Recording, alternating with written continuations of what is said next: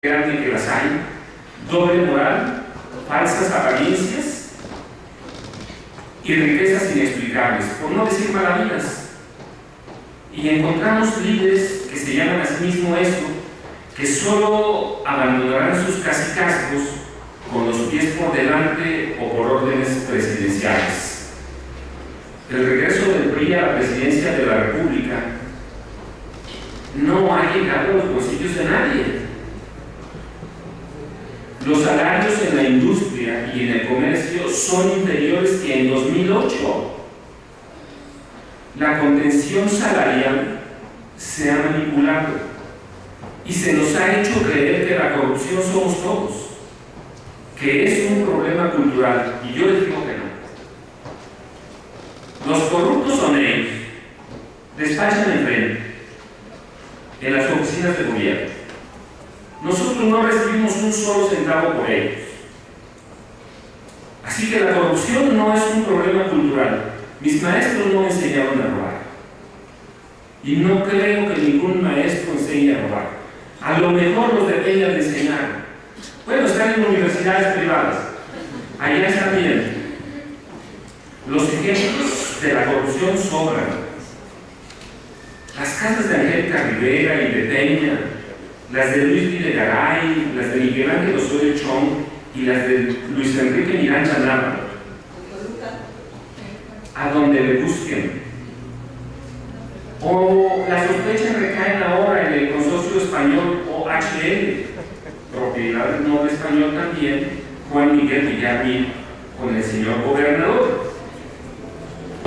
Abundan aquí los secretos que todos conocemos. Pero es de tal magnitud el cinismo que los priistas han sido incapaces de ocultar los niveles de corrupción. Hace mucho, y ya entrando en temas sindicales que ciertamente todos abarcan, que los líderes no escapan a los comportamientos malavidos, tienen un mandato, pero la historia lo muestra y demuestra que van en sentido al de los maestros. Los líderes sindicales no tienen un proyecto de nación. El proyecto de nación significaría jalarnos a todos para un mismo lado, pero ellos van por uno y nosotros por otro. Hace mucho estamos rotos. Apenas sobrevivimos al día. Esos líderes, viejos y jóvenes, son legales porque ciertamente son legales. La toma de nota se los garantiza y lo muestra. Pero eso no quiere decir que sean legítimos. La legitimidad la dan ustedes, los trabajadores, los maestros. Y es justamente la plática que nos congrega hoy, y que es el eje articulador de los amos de la mafia sindical. Hay eternamente un doble discurso que hace dudar y genera desconfianza, porque hace mucho los líderes sindicales de todo el país se convirtieron en ladrones y en bribones. Son unos cretinos. ¿Por qué y para qué libros como los míos? Porque es necesario poner en perspectiva a esos líderes, hacer una radiografía del sindicalismo mexicano que se impone a partir del gobierno de Manuel Ávila Camacho en 1940 y termina por consolidarlo el veracruzano Alemán Valdés a partir de 1947. Un sindicalismo con líderes que van de la derecha a la izquierda, pero que pueden mirar en cualquier esquina si llega el PAN, por ejemplo. Son camaleones del poder, cambian según el partido de ese poder. Son libros, los míos, una eterna radiografía que pinta de cuerpo entero a los principales y más influyentes líderes políticos y sindicales, partidistas, narcotraficantes y policías. Son líderes, como ellos se llaman, una élite que vive en una opulencia depredadora. Podemos ver la casa de Fernando Zamora aquí en Toluca, una casa de 8 millones de pesos.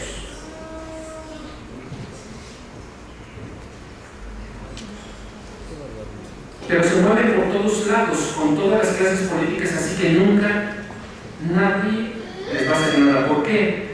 Porque cada 6 años regalan parte de los recursos de ustedes, los trabajadores, para las campañas presidenciales. Son ellos quienes mantienen las campañas presidenciales y se prestan los sindicatos para lavar dinero al por mayor. Mis libros, como estamos de la mafia sindical, son historias sobre las misteriosas, insólitas o sombrías formas en las que los líderes o los políticos se hicieron del poder y formaron una gerontocracia, aunque parezcan jóvenes. Peña es un joven con todos los vicios del pasado. Gerontocracias tan profundamente antidemocráticas que en el país se practica una sola política laboral, la del cinismo y la de la abundancia. Abundancia para unos cuantos, los líderes, los políticos, sus familias y sus amigos, y la pobreza para nosotros los demás. Son libros sobre cómo los líderes, amparados en una tramposa legalidad, se convirtieron en maquinarias de hacer dinero. No hay un líder sindical pobre, ni uno, y acumular poder. Es un libro, y los demás, sobre cómo el éxito de estos personajes se basa en su capacidad personal para mostrar docilidad al presidente de la República, complacer a los empresarios y contener a los trabajadores en un ejército cautivo, temeroso y muy disciplinado. A cambio, el gobierno y los empresarios se hacen de la vista gorda, les permite seguir una fructífera carrera política en el Congreso de la Unión, en las presidencias municipales o en algunas gubernaturas. Les permite acumular fortuna. Casi nada trastoca su nivel de vida, ni el de sus familias. Mis libros muestran el porqué, en este caso los sindicatos y sus dirigentes, se han convertido en la posesión más sagrada de los partidos políticos, y sobre cómo se fincaron imperios sindicales y políticos partidistas a través del terror, la intriga, la intimidación y la complicidad gubernamental. No podemos entender líderes millonarios con tanto poder sin la complicidad del gobierno. Lo contrario sería ser ingenuos. A estos personajes se les permite la ostentación pública porque son los pilares en los que descansa el gobierno, pilares para reprimir y para controlar. En cualquier otro país, hace mucho Peña habría dejado de ser presidente. El Congreso de la Unión lo habría investigado inmediato. Habría denuncias. Aquí no hay nada. Tenemos sospechas muy fundamentadas de que el consorcio OHL nos está robando. Hay grabaciones, declaraciones de ellos. A confesión de parte, relevo de pruebas. Hay 8 grabaciones en las que dicen que nos roban. No pasa nada.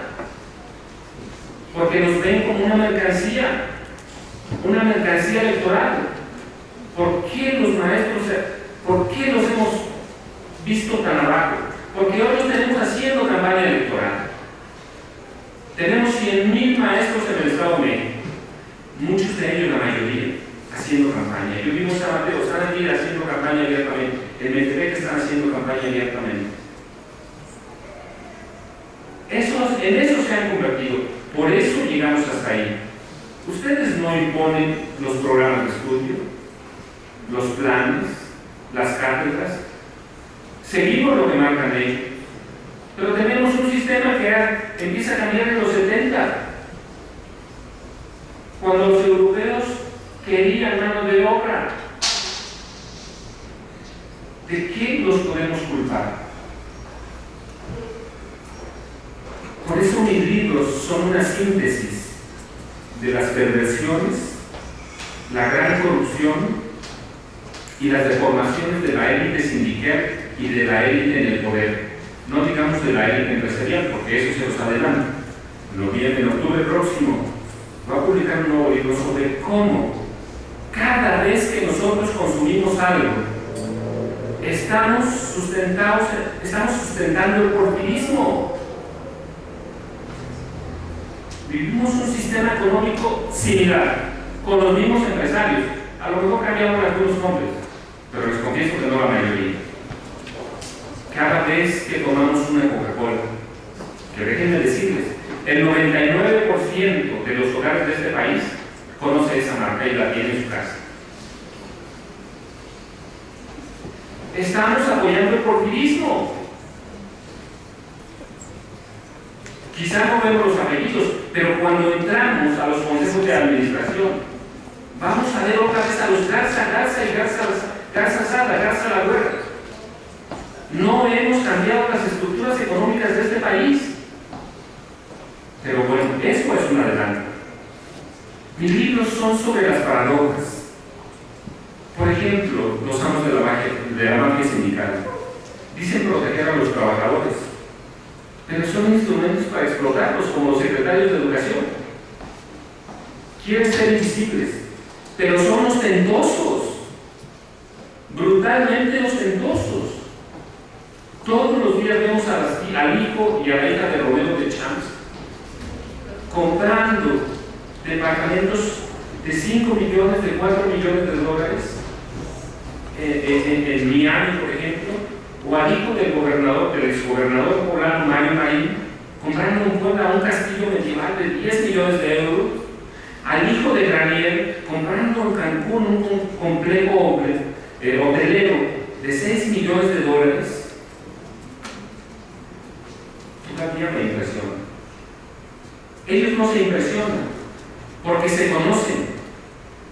Y justamente eso ahora en mis libros, vivimos en realidades distintas. Gobiernan ellos un país que solamente existe para ellos.